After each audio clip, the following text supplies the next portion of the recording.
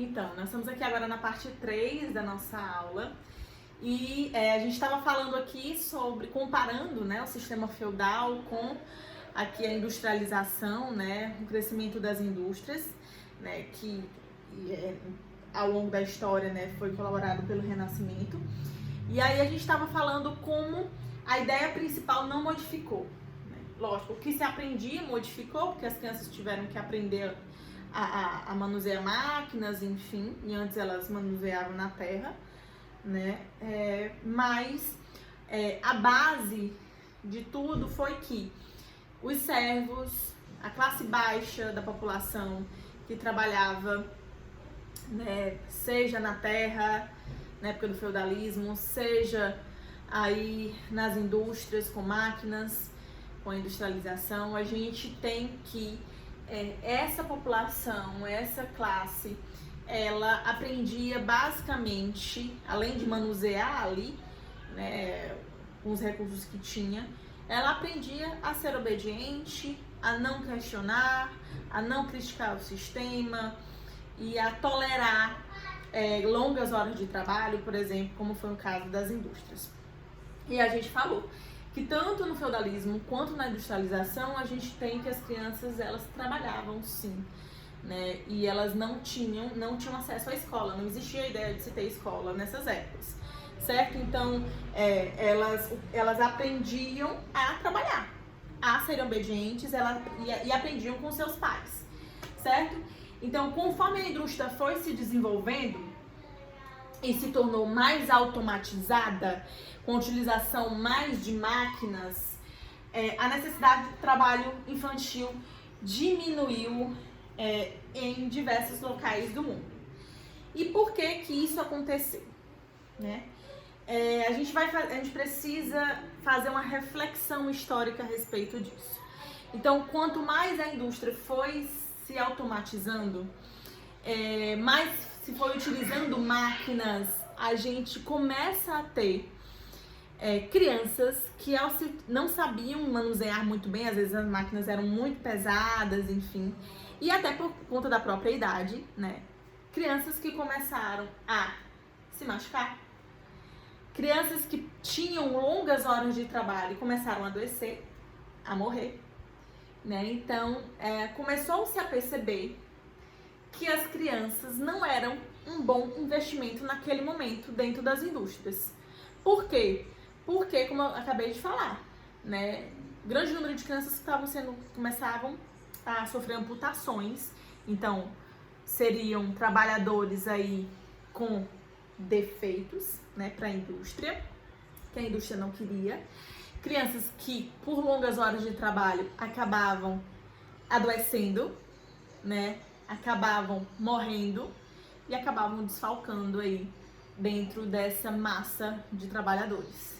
Então, os burgueses, os donos de fábricas, eles começaram a perceber que não era tão interessante se manter crianças dentro da indústria. E aí foi com isso que a gente começa a ter aí um pensamento a respeito de vamos tirar essas crianças de dentro das indústrias. Vamos tirar porque não tá dando certo. E aí começou-se a pensar no seguinte, tá, vamos tirar essas crianças de dentro das indústrias, mas os pais delas precisam continuar trabalhando nas indústrias. E aí onde é que nós vamos deixar essas crianças? Porque os pais não estão trabalhando, elas vão ficar com quem? Então a gente pode construir locais específicos para que elas fiquem um tempo, o tempo que os pais delas estão trabalhando, elas fiquem nesses locais. E aí começou-se a ter a ideia de lugares em que, ao invés dessas crianças estarem trabalhando com máquinas, se machucando, morrendo, adoecendo, elas poderiam aprender. Vamos preparar essas crianças para serem bons trabalhadores. Então agora nós não podemos usufruir da mão de obra delas, mas nós vamos prepará-las para serem uma mão de obra futura qualificada. Essa foi a ideia dos grandes empresários, dos grandes industriais na época. Então foi a partir daí que se desenvolveu lugares de aprendizado, em que essas crianças pudessem ficar enquanto seus pais trabalhavam. E o que elas aprenderiam? Aí é que tá. Olha a grande sacada. Com o surgimento desses locais de aprendizagem, né, que eram as creches, aí a gente já tem, começando a ideia aí, né, do que a gente tem realmente hoje em dia, né? Essas crianças ficavam nesses locais enquanto os pais trabalhavam e elas aprendiam a se qualificar para futuramente trabalharem nas indústrias. Olha a sacada. Então isso foi uma boa para os empresários, foi uma ótima ideia deles, isso foi uma grande sacada. Por quê? Porque eram nessas creches, eram nesses locais, nessas escolas que elas aprendiam a serem bons trabalhadores futuramente para essas indústrias. Então aprendiam pontualidade, aprendiam a seguir instruções, aprendiam a ter uma boa tolerância a longa jornada, longas horas de trabalho, a longa jornada de trabalho, e aprendiam habilidades de ler e escrever. Vejam que elas aprendiam aqui basicamente a estarem qualificadas para as indústrias futuramente quando forem adultas, certo? Então foi realmente uma ótima ideia na época para os grandes empresários, né? Vamos colocar em locais de aprendizado, assim elas não vão se machucar, assim elas não vão, nós não vamos perdê-las, mas vamos aproveitar para colocar elas nesses lugares para que elas aprendam a, quando forem adultas, serem bons trabalhadores pra gente. Foi uma grande ideia deles. Então, aqui a gente começa de fato a ter as escolas, né? E a ter esse modelo, começar a ter a construção desse modelo das escolas como nós temos, como a vemos hoje. Com a divisão de séries, com a divisão por carteiras, ok? Então, não demorou muito para que houvesse aí a prática da educação pública universal e obrigatória, né? Que aí foi se desenvolvendo gradualmente, principalmente na Europa, entre o século aí 17 e o século 18, né? Que foi aí na época dessa revolução industrial. Então, a gente tem que a educação começou a se difundir a ideia de uma educação que fosse obrigatória, né? De uma educação que todo mundo pudesse ter.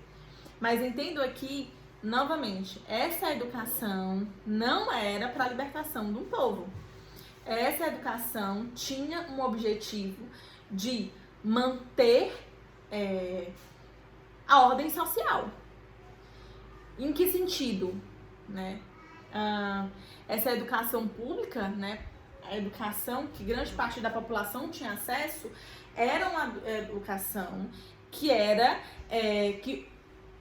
tinha um principal objetivo, ou tinha uma principal função de vamos qualificar essa massa de trabalhadores, vamos qualificar essas pessoas para que elas possam trabalhar para a gente quando crescerem, certo?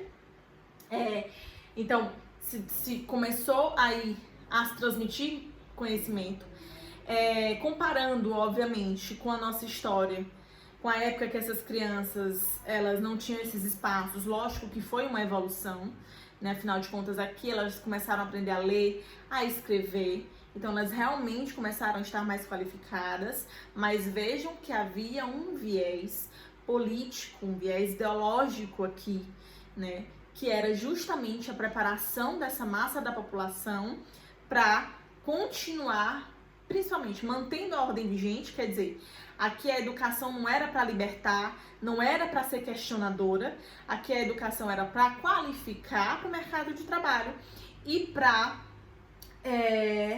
as pessoas aprenderem a obedecer, aprenderem a serem pontuais nos seus locais de trabalho, a aprenderem a serem tolerantes com as pressões do trabalho. Então, isso lembra um pouquinho vocês alguma coisa? Pois é. Então, aqui a gente tem realmente essa difusão dessa educação, né? Essa educação sendo obrigatória, né? Começando aí na Europa e se difundindo pelo mundo.